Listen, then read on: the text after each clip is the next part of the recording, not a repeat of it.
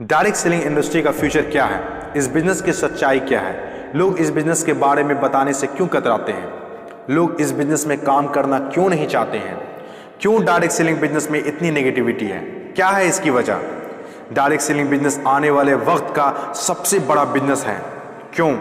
अगर आज आप दूसरी कंट्रीज को देखें, जो कंट्रीज आज डेवलप्ड है, उन सभी कंट्रीज के अंदर डायरेक्ट सेलिंग बिजनेस का बहुत ज़्यादा प्रायोरिटीज दी जाती है, क्योंकि डायरेक्ट सेलिंग बिजनेस लोगों का बिजनेस है और जब तक दुनिया में लोग रहेंगे तब तक ये बिजनेस चलता रहेगा, क्योंकि ये बिजनेस लोगों पर डिपेंडेड है। जब तक लोग खाते रहेंगे, नहाते रहेंगे, कपड़ा पहनते रहेंगे, तब तक ये बिजनेस आपका चलता रहेगा।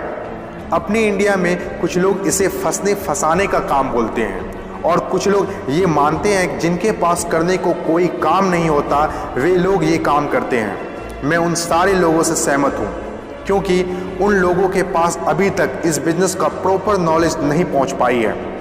ये हम लोगों की जिम्मेदारी है कि इतनी पावरफुल और ब्यूटीफुल इंडस्ट्री के बारे में लोगों को समझाएं।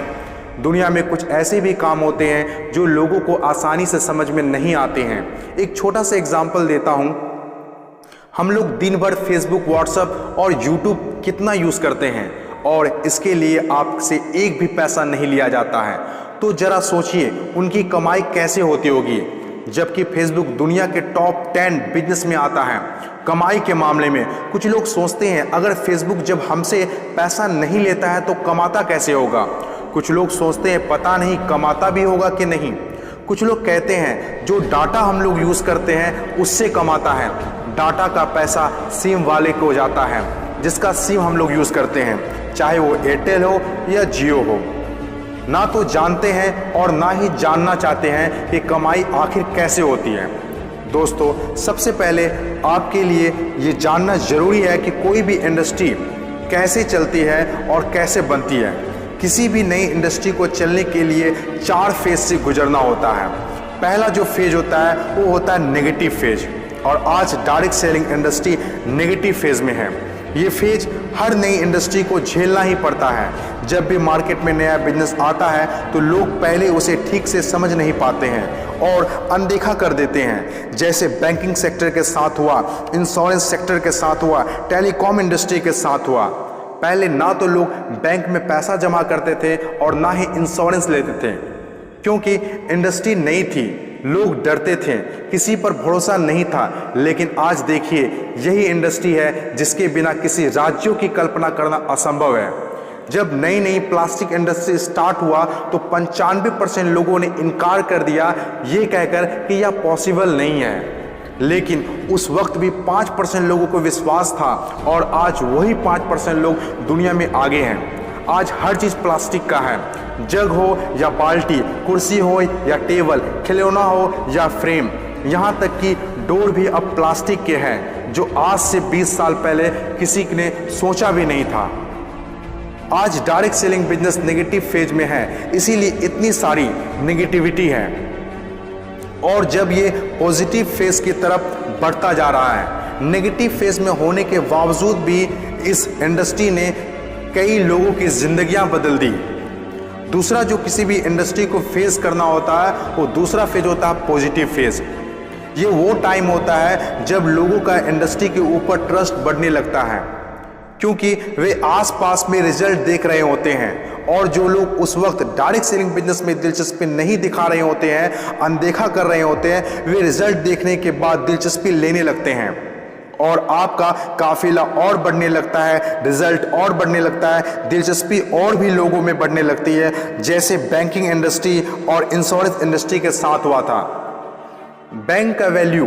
बैंकिंग इंडस्ट्री का वैल्यू तब पता चला होगा लोगों को जब किसी का पैसा घर में सुरक्षित नहीं रहा होगा। इंश्योरेंस की वैल्यू तब लोगों को पता चला होगा जब किसी के एक्सीडेंट होने के बाद उसके घर वाले को पैसा मिला होगा। तीसरी जो किसी भी इंडस्ट्री का फेज होता है वो होता है ग्रोथ फेज।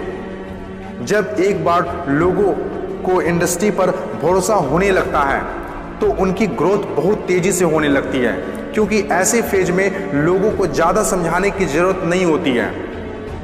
और जब तक कोई कंपनी ग्रोथ फेज में नहीं आती है तब तक लोग उसके साथ जुड़ना पसंद नहीं करते हैं और जैसे कंपनी ग्रोथ फेज में एंटर करती है तो लोग उसके साथ ऑटोमेटिक जुड़ना और काम करना स्टार्ट कर देते हैं।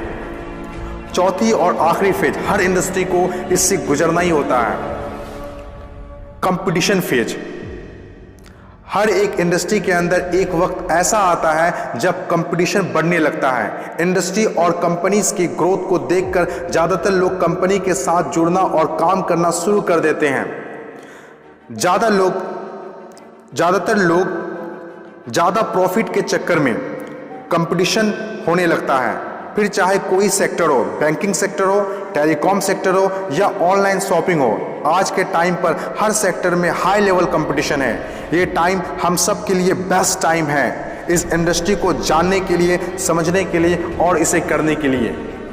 According to FICCI, direct selling industry का मार्केट साइज 6000 करोड़ आंका गया है। आज तक जितना हुआ है उसको देखते हुए फिक्की ने डिक्लेयर किया है कि डायरेक्ट सेलिंग बिजनेस 2020 से 25 तक 645 अरब तक की हो जाएगी।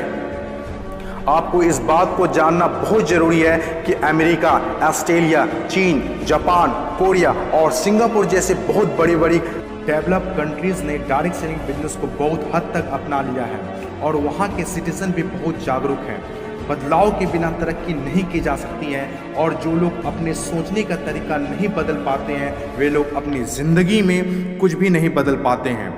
नोकिया, कोडेक जैसी बड़ी बड़ी कंपनियां चलाने वाले लोग भी अपने सोचने का तरीका नहीं बदल पाए, इसीलिए अपनी शानदार शुरुआत के बाद भी वो वक्त के साथ इतिहास के हिस्सा बन गए। इन तमाम बातों में से मैं एक बात बताना चाहता हूँ, बदलाव ही प्रकृति का